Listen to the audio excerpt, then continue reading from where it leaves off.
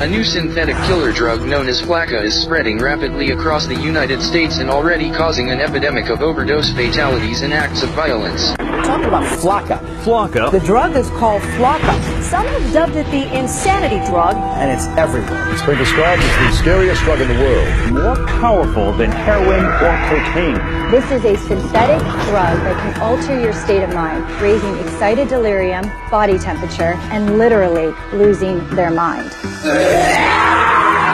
They're all experiencing like superhuman kind of strengths. Or it takes 6 policemen to hold them down. That's a problem. Psychotic breakdowns, hallucinations, aggressive, violent behavior, Cannibalism and self-mutilation. indiscriminate violence. When Flakka takes over, we are living in the context of the end of the age. We are a nation under judgment.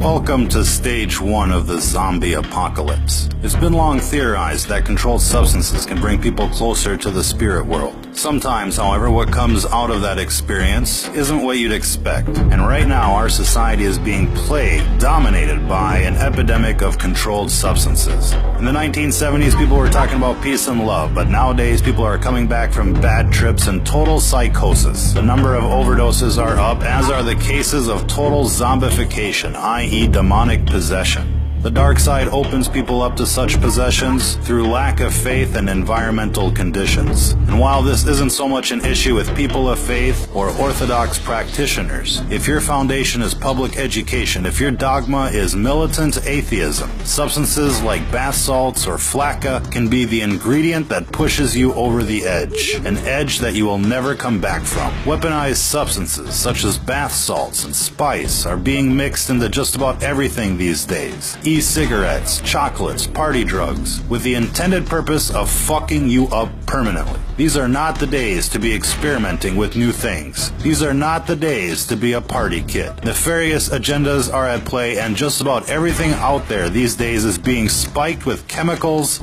to do you in. This recent craze of legal highs, for example, has become epidemic in proportion. Coupled with the outbreak of pharmaceutical abuse, heroin abuse, meth abuse, this all has the potential to doom an entire generation like never before. Our message is clear. Don't be a guinea pig. Whatever is out there circulating on the streets these days is experimental in nature. Cities are receiving experimental batches so that the effects can be recorded and analyzed. Now, we'd like to think that most of you out there have the common sense to avoid these types of substances. But if not, let this be a fair warning to you. If what you're into is not 100% natural, if your surroundings and mental state is not 100% positive, whatever you're thinking about is not worth the experimentation. Even alcohol has the potential of channeling in evil spirits. If you go to a liquor store in British English societies, hard liquor is called spirits, and it's called spirits for a very good reason. Again, these are gateway substances, and when they're added to the atheist psyche, anything is possible. If you've ever seen somebody turn bright red while drinking, you're basically watching demonic forces take over. Most times, the affected individuals are unaware, and while most of us dismiss their drunken behavior as simply being drunken behavior, there is something else going on. The dark side is constantly trying to induce what's called mutation by design. It's the main reason why everything you buy is laced with chemical or unnatural substances. They call the food GMOs, with the intended purpose of changing the composition of people from a natural state to an unnatural state, from a natural vibration to an unnatural vibration. And while this gets into the metaphysics of the world at large, what you're seeing here isn't natural,